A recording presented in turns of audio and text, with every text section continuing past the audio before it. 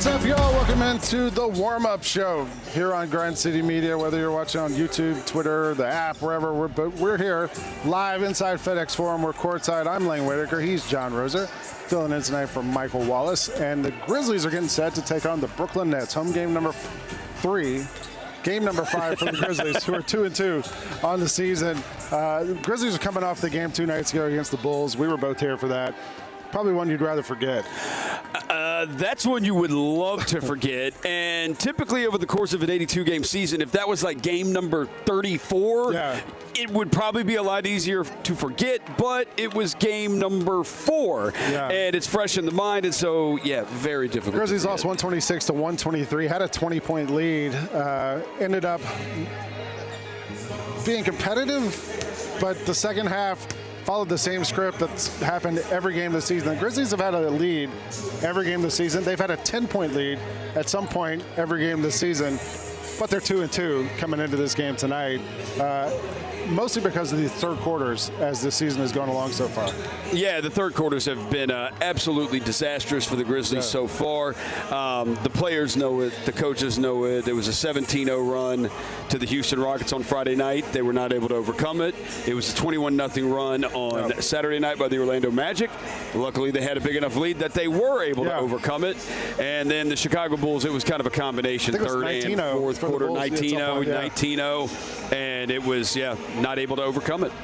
We actually went to practice yesterday, and I talked to some of the players and coaches about these third quarter struggles. This was sort of the topic of practice yesterday. The fact that they even practiced yesterday when they had 1 day off in a 3-game and 4-day spell tells you how seriously they were taking this thing. Let's listen to some sound. Here's Taylor Jenkins talking about some of the adjustments he wants to make going forward to try to address this. Have you been able to zero in on anything with the second half struggles? I think it's just a little bit too comfortable defensively for us.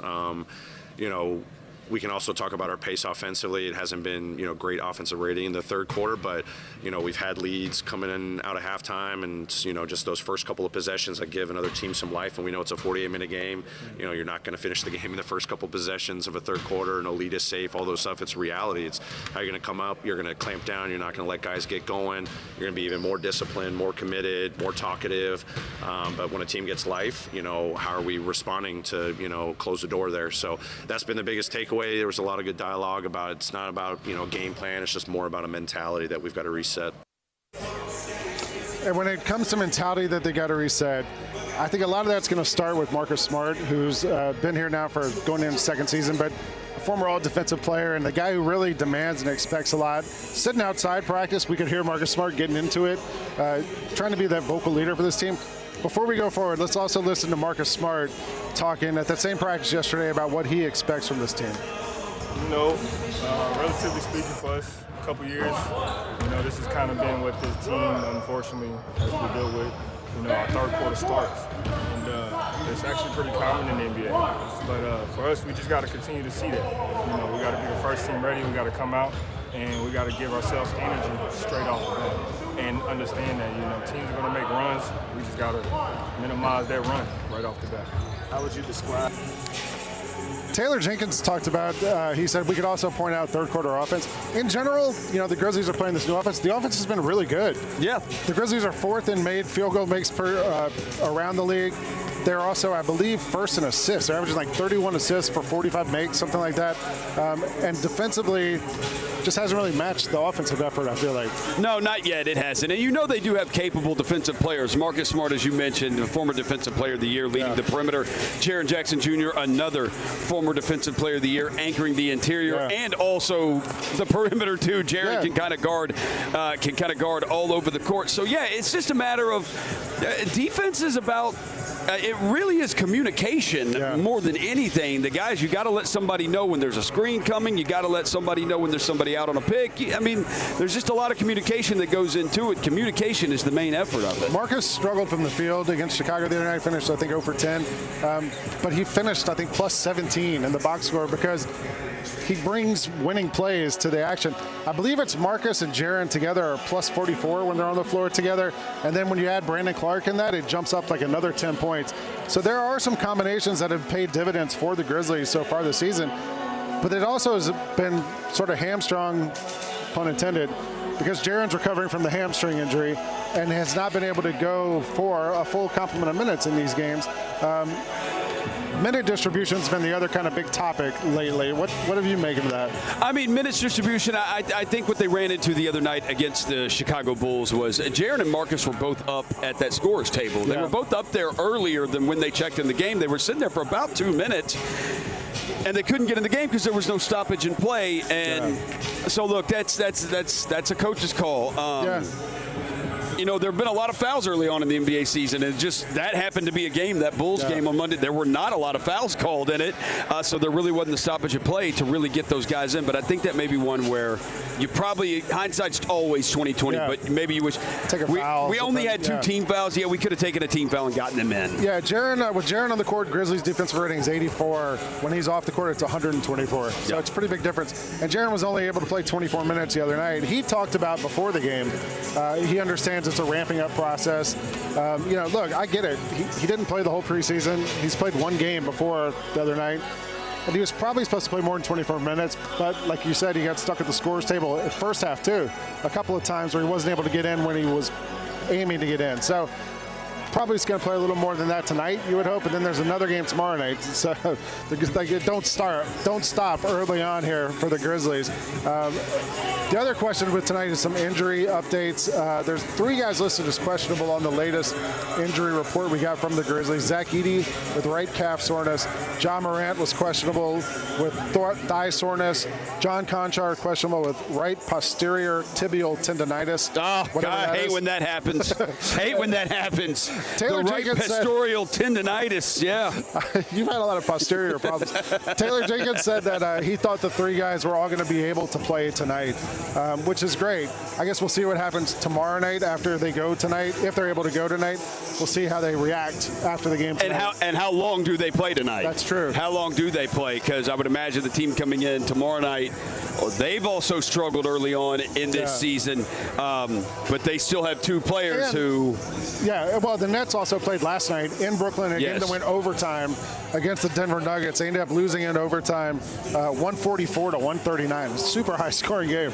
So, and the Nets are going to be without Nick Claxton tonight. Ben Simmons is going to play. So they're shorthanded a little bit, though, from where they were. They're going to be tired, you would hope. Hopefully the Grizzlies can take care of business early on, not have those third-quarter issues, and be able to kind of coast into tomorrow night. That's the hope. Right. As you mentioned, the minutes that those guys played last night for Brooklyn, coupled on with Nick Claxton, one of their better players, not playing. But still, as we know, you can't let up because we've seen what happens when the Grizzlies do let up. Yeah, so we're getting ready for tip-off tonight here. It's Civic Engagement Night.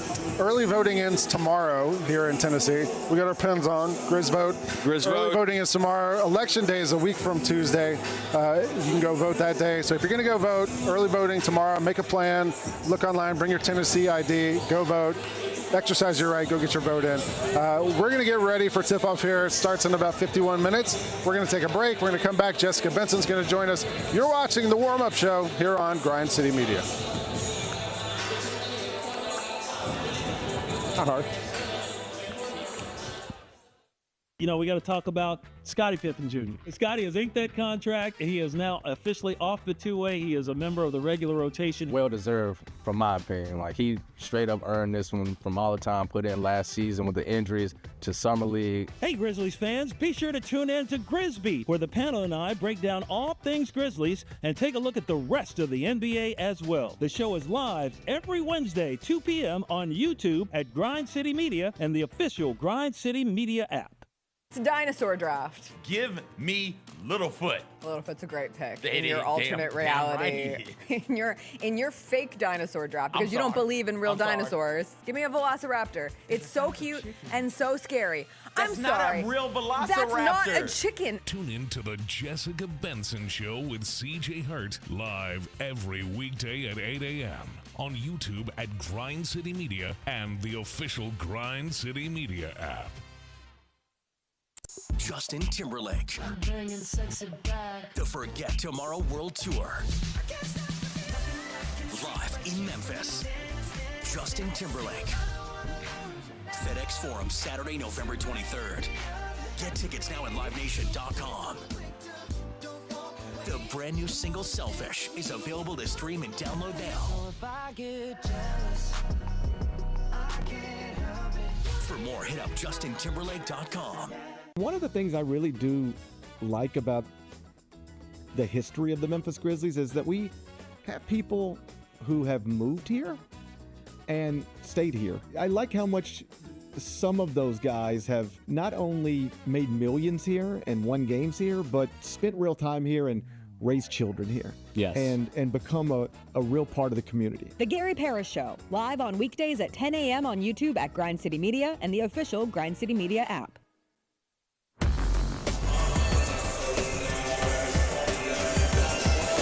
Welcome back. Welcome back to the warm-up show here on Grind City Media. I don't know if you can hear me or not, because I can't hear me. Can you hear me? No. I can barely hear myself. Now you hear me. All right, maybe you can hear me, maybe you can't. But we're live here courtside. I hear music very loud in my headset. Now I hear me. Do you hear you? I can't hear you. Yes, now I hear you. We're live here courtside. It's Lang Whitaker, it's Jessica Benson. You're watching the warm-up show on YouTube and on everywhere else, Twitter and everything else. Jessica, you give us the main character every time you're with us. Last game you said it was going to be the third quarter. Yeah, unfortunately. That was right. Played to the truth, right? Could not have been more right. So tonight, is it going to be a repeat of that? The third quarter stays a main character. Okay. However, we get a returning main character, which I know everyone will be thrilled about. John Morant officially good to go tonight for the Memphis Grizzlies. And I think having him out of the game against the Bulls on Monday, he's sad due to some thigh soreness that he's been dealing with. But it was a reminder to cherish every time you get to see John Morant play in this building. Because listen, we're not that far removed from last season where he only played 9 games, just a handful of games here at FedEx Forum. And the opportunity for him to be back running this offense tonight is a massive positive. Even with Ja out of that lineup, though, on Monday against the Bulls, the Grizzlies are still leading the league in assists this season. The ball's moved really well. He's a massive part of that. To get him back in the mix should be good. He also just gives you this confidence, right? Like when things aren't going right, you call 12. Right. And when the Grizzlies have not been able to call 12 in a situation like the other night against the Bulls, or actually any game this season, not having Ja there just gives you a little anxiety. You're like, oh boy, now we're like, who do we go to? And Jaren only played 24 minutes. Like, who's going to be the guy who steps up and takes over? So having 12 back, I think, makes a huge difference tonight. And look, we play again tomorrow night. We'll see if he's able to go to both games. I know you were this morning trying to be optimistic that we're going to get double Ja.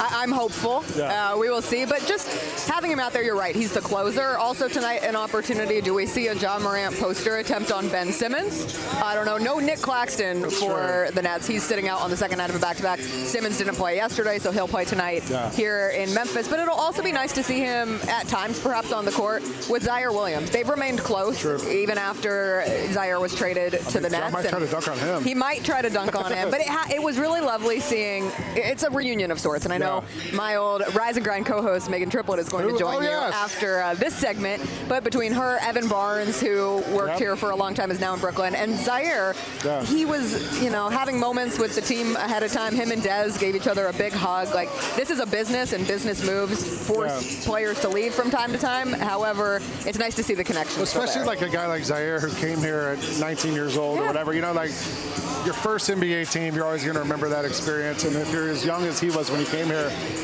it's a growing up process. These people are going to be your family forever.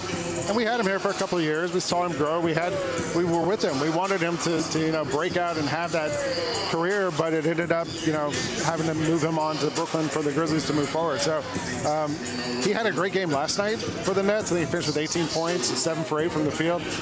So hopefully we'll see the third quarter Grizzlies not make an appearance tonight. Third quarter Grizzlies become a new version, a new character development. Oh, no. And then also three-point defense. You talk about Zaire making those threes last night. The Nets are a high-volume three-point shooting team. They're 8th in three-point shooting percentage. Meanwhile, the Grizzlies have been the worst three-point defense. They shot 55 last night, but it was an overtime game. So, the Brooklyn Nets, Schroeder had 28-14. Cam Thomas, he's not looking to pass the ball. He's a big volume scorer for them, too. So we'll see what happens. I think it'll be interesting to see. The numbers suggest the Grizzlies are favored, but we'll see. You never know. Never know. I'm hopeful. Thanks. That's Jessica Benson. We're going to take a break here real quick and look at this clip. Tony Allen was on the Chris Vernon show on Tuesdays with Tony, and they talked about the Grizzlies' third quarter defense, and Tony actually broke down some game film of things he saw. 16. We'll see what happens. All right, pause. Now this the Now attack of the BC. ball right here. Yep. Now we covering the pick and roll well. Everybody said, I'm assuming this guy in the corner can't shoot threes. Wells is figuring out his man. Now press play. That's Wells' tag. Wells got to pull in. But look at this overcommit. The first pass out. Okay, now the first pass out. Scottie Pippen Jr. got to close out. He got to figure that out.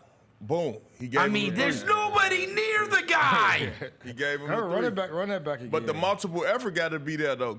16 is a crazy one. I mean, these are wide open. And again, they rotations, man. There's 4 guys standing in the paint. And their defensive rotation is bad. That's.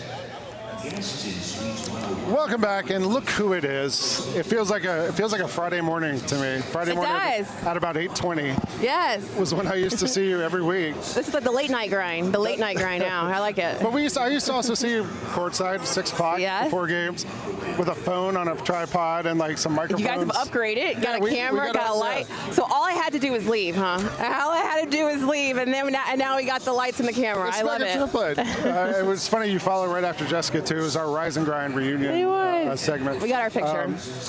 You've had a busy summer. I was looking at your Twitter. You were at the WNBA championship game. I weren't you? was. Oh my gosh. Yeah. I got a chance to do sideline for the New York Liberty for a few games. Then I was at the, game number 5, and it was epic. I will say that I am biased because New York Liberty, I've loved being around this team. Don't do that. Don't do that. But I will say being around this New York Liberty team, I am so ecstatic, and the entire playoffs were so epic. And I love being here at FedEx Forum. I think the atmosphere is great. However, I will tell you this: Barclays for a New York Liberty game, and then you got Ellie, you got the Liberty Court. I'll come find you. You have all that. It is a moment. What's the deal with Ellie? I don't really understand. What do you not the understand? popularity of it. How do you not understand it? It's Ellie. You just look at Ellie and you're like, oh my gosh, she is epic. The dance moves, everything about her is just it exudes what New York the victory is. parade and everything else. Yeah. Do you see her walk out? Did you see her tell the mayor, hold my purse, give me a moment? She did that. She did that. So yeah, Brooklyn Nets now season starts. So you move on from WNBA to this, focusing on this team. Jordi Fernandez, first-year head coach. Someone mentioned to me the other day, I didn't know this, Santi Aldama is the only Spanish player in the NBA this season. Really? Yeah. Oh, wow. This is the first Spanish head coach, right? In Yes, the he NBA is. Too. It's so good, yeah. How's the transition been with Jordi Fernandez? Jordy's been great. I think you think about everything that this Brooklyn Nets team has gone through. If you look about even this is my 3rd season, I've had a lot of head coaches that I've had to work with. But Jordy has can come right on in. The guys have embraced him. Yeah. He's building this type of new culture. Mm-hmm. And we always had the Brooklyn way, and he's kind of just put a little pizzazz on the Brooklyn way, and everyone's kind of bought in. When it comes to Jordy, he is really a guy that's going to be about aggressive. He wants you to be aggressive. He wants you to play fast. He wants you to pick up full court. Defense is going to be really, really key, and these young guys have all adapted into that. And he's that guy who's the player's coach. The guys have loved listening to him. He's very direct. He's just a great overall guy right now. When I lived in New York, was when the Nets moved to Brooklyn from Jersey, and they went in and they got Kevin Garnett and Joe Johnson and Paul Pierce and all those guys. And I always felt like, you've been there now for 3 years. The city of New York, they love an underdog. They love guys who work hard, and this Nets team is sort of setting up to become that. They got all these young guys, all these draft picks. It's going to reload and rebuild and have these guys. It feels like the kind of team that Brooklyn and New York can really kind of get behind going forward. Yeah, if you think about the guys that we have right now, obviously you have Ben Simmons who's working his way back and he's healthy, and he's getting back to those minutes that you hope to kind of see Ben Simmons play. But think about Cam Thomas. A lot of people, passed on him, and look at the numbers that he's produced, especially in a short period of time. He's been that guy. You're going to have your top defender guarding Cam Thomas. Jalen Wilson, coming out of Kansas, he's made a name for himself, and he's still working his way up, and it's just his second year.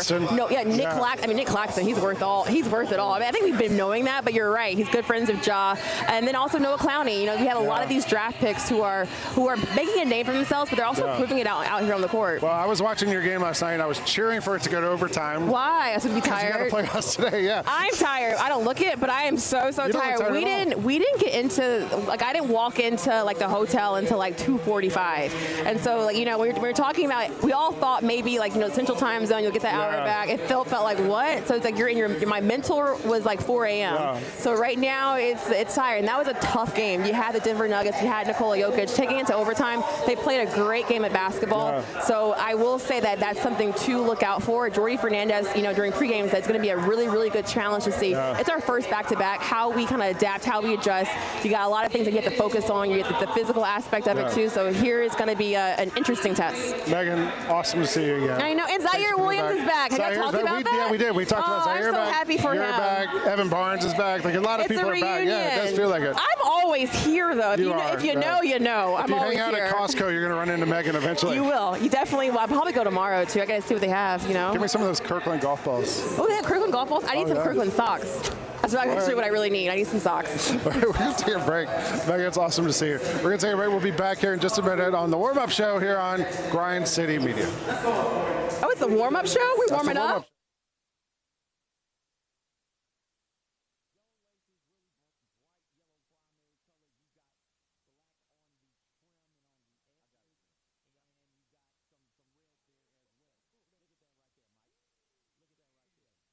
Look at that G. Look at that G, boy. That G is moving strong right there, too, man. Get all of your HBCU sports and culture news by tuning in to HBCU Huddle with CJ Hurt and Mike Wallace. New episodes drop every Thursday on grindcitymedia.com, YouTube, and Spotify. John Cena was spilling life lessons on this stream, bro. So the best thing I watched all week, John Cena on the Cassinet stream. By the way, he stole your hairdo. You got to make a phone call. I was about to say, you showed me a little bit of this clip because I saw the messy room, and the only thing I could see is John Cena's hair. I mean, come on, bro. He stole your bar. It's literally identical. He stole your flow, bar for bar, word for word. How is mine more gray than his, though? Tune in to Grind City Wrestling weekly on the Grind City Media app and on the Grind City Media YouTube channel. Deadpool and Wolverine, streaming November 12th on Disney+. That's the whole package right there. It's the biggest R-rated film of all time. Come again? It's action-packed. Us? A team? Next level. Glorious fun. Marvel's biggest triumph. This is what I'm talking about. Hilarious. Something funny, Bob? And verified hot on Rotten Tomatoes. You really are God's perfect idiot, aren't you? Deadpool and Wolverine, streaming November 12th on Disney+. Hot Wheels fans, don't miss the exciting return of Hot Wheels Monster Trucks Live Glow Party at FedEx Forum. Don't miss the world premiere of Stegosaurus. Watch your favorite Hot Wheels Monster Trucks light up the floor, including Gungster, Bone Shaker, and the legendary Bigfoot. Plus the dazzling dance party, laser light show, and more. And save up to 50% on kids' tickets. Don't miss this one-of-a-kind Hot Wheels experience at FedEx Forum, November 2nd and 3rd. Tickets available at Ticketmaster.com.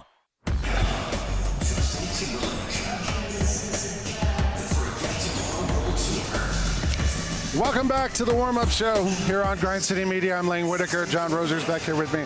We're going to go around the NBA like we do it this time. Like we always do it this time. Is that the Kanye line? We always do it this time. Yeah, That's good what luck. Yeah. All right. So like we always do it this time, we're going to go around the NBA and take a look at some stories that are happening. And the first one involves a former Grizzly player, Rudy Gay, who yesterday on a post on the Players Tribune announced that he was going to retire from the NBA. You were here when Rudy Gay was here. Yeah. He got drafted by this organization, spent his first 7 years here. What did he mean sort of to this organization at that point in time? So what it really was they had been on a 3-year run where they'd made the playoffs 3 years in a row, and they hadn't won a playoff game. And it was like, okay, well, they got to do something. They got to try to shake this thing up. They traded Shane Battier to the Houston Rockets for the number 8 overall pick. That was Rudy Gay. And so it symbolized, okay, a youth movement. We're maybe going to try to rebuild this thing on the fly because Pau Gasol was still on the team also. The Rudy moment that always stands out is the year the big three in Miami got together, Wade, LeBron, and Bosh. That 2010-2011 season, the Grizzlies had lost 5 in a row going into a Saturday night game against that team. Zach Randolph and O.J. Mayo had been late for shoot-around, and so we're not starting that game. Lionel Hollins had said they're not starting, and it's like, oh, my gosh, this season's already teetering. And Rudy Gay hits a baseline game winner over LeBron James and that started a winning streak, a small winning streak for the Grizzlies, and the season kind of started to turn around there. The Grizzlies went on as an 8 seed to knock off the 1 seed Spurs later that season. Fun tidbit, if you rewatch the clip of that, we watched it this morning on the Gary Parrish Show. Bennett Doyle is sitting 3 rows behind the Heat bench, a young Bennett Doyle. Is he really? Back there, no beard, wearing all black. He's sitting back there. He was at that game. Cool moment. But he was wearing all black. Of course. Well, I should have spotted him. Yeah, you should know. It's he just either didn't me or have the Bennett. giant white beard. Yeah. But yeah, congratulations to Rudy Gay, 18-year career, averaged 17.9 and 6 rebounds a game while he was here. And he actually had some awesome things to say about Memphis in the article. If you want to go find it, it's really good. He did. There's still fallout about this Dwayne Wade statue. People are still talking about it. If you want to listen, did you hear Charles Barkley talk about it? I did not. We have a clip of it. If you want to listen to Charles talk about it, this is pretty good. But obviously a great honor for D. Wade. It's a great honor, but they got to take that thing down. No, it was animated. No, not animated. If you made an animated face and then they made a bronze statue, if you made an ugly statue, that's what it would look like. That thing's awful. It's not awful. Look, he's making an animated face. Yeah. After it's a moment. That was after he saw the statue right there. that's the face he made after he saw that. One of the best reactions I saw was that, look, if you showed that to 1,000 people and didn't say who just got a statue, would you ever say, oh yeah, that's Dwayne Wade? I would have said Dwayne Wade making an animated face. Hey, Kenny, the statue was so bad they had to put all his stats behind it so you know who it was. Stop it. That guy, hey, shout out to the statue maker, man. Yeah, shout out to the statue maker. Put all that time in it, y'all gonna kill him. Get your education next time. You're not good at your first job. Who better than America's poet laureate Charles Barkley to break that thing down? I think Ernie Johnson was dead right about that, saying if you didn't show the Heat number 3 jersey on it, and you just showed the face of the statue and showed it to 100 people and say, who is this? My thing was nobody would guess Dwayne Wade. It's 2024. We have 3D printing. Right. Can't we just print it? Just make it look exactly like him? I don't understand how they can make video games. They do face scans and it looks exactly like the person. I don't understand why we can't do 2K looks more realistic than that statue. Absolutely. One more this thing. is why AI is taking over, by the way. There's one more story I wanted to get your take on, John. I don't know if you saw Joe Mazzulla, coach of the Boston Celtics, said he would like to bring fighting back to the NBA. I We need love more Joe fighting. Mazzulla. I love Joe Mazzulla. Why? Because I kind of feel like he's just messing with people sometimes too. When he said he watches The Town every day, it's like he says he watches it 7 days a week. It's like, no, you don't. No, you're an NBA head coach. You don't have enough time to. I see how these coaches look. Do you like it? What do you think about bringing fighting back? Do we need more fighting in the NBA? No, we don't. We don't need fighting back. We don't need fighting back. Less fouls? No. Well, I thought we had that going, and now there's been the beginning of the season. There's been a little bit of an uptick, but no. You don't need fighting. You don't need fighting. I do think you need less fouls, fewer fouls. But no, you don't want fighting. All right. We got a report during the first break or somewhere that all those questionable guys are going to play. Yes. So Ja, Zach Edey, and John Concha are officially all active for tonight. Just saw Ja warming up behind us a little while ago. Got his big dunk in at the end and everything else. His shoes are awesome tonight, by the way. They're awesome. They're they look like the zombie version of the new Jaws. Oh, okay. Of the Ja ones, the Halloween ones. The Ja 2s. Yeah, the zombie. They look awesome. Yeah. I'm sure it's floating around social media already. Yeah. Give me one player to watch for tonight for the Grizzlies. Yeah, right. I mean, I'm going to go with the guy you mentioned who you heard talking in practice. I think this is Marcus Smart. Yeah. This is Marcus Smart. Over 11 in the last game. Yeah. I think that's a veteran. Like that. We talked about Marcus Smart the last time. I was like, Marcus Smart, sometimes he may go 1 for 7 from 3, but then he may go 5 for 7. Like he's streaky like that. But he plays defense. He doesn't get calls against him. He gets respect from other teams and refs. There is absolutely a reason, you and I talked about it, why he's 0 for 11 the other night, but he's still a plus 14, plus 15 in the plus minus, and that's because he defends. Yeah. So they win when he's on the court. He pointed out, he said, remember last season, I had trouble shooting to start the season. Yeah. And then I got hot. And he was like, I know it's coming. It's just putting in the work. So and then he hit a 3 in Dallas, and his finger was turned sideways. And we were like, what happened? Well, hopefully that doesn't happen. But tonight we're going to see the Grizzlies put in the work, get back at it against the Brooklyn Nets. And then tomorrow, we got the Milwaukee Bucks in town. They're already in town. They're going to play tomorrow night here. So tonight, if you're not here yet, come on down. You still got half an hour. Or you can flip on the radio, ESPN 92.9, hear Jessica Benson, Eric Hasseltine, Elliot Perry, Bennett Doyle. Or turn on FanDuel Sports Network, Rob Fisher, Chris Vernon, Brevin Knight, and Pete Pranica? I almost said Postlethwaite because I was thinking of the town. Pete Pranica. He did play Fergie. He did. In the town. I was totally thinking Pete Postlethwaite, not Pete Pranica. I was thinking when you said Pete Postlethwaite, he was in the town. I was thinking the usual suspects. That's right. All right, we're gonna get out of here and let these professionals take over. You've been watching the Warm Up Show on Grind City Media. We'll see you again tomorrow night. Same time, same place, same channel. See ya. Thanks.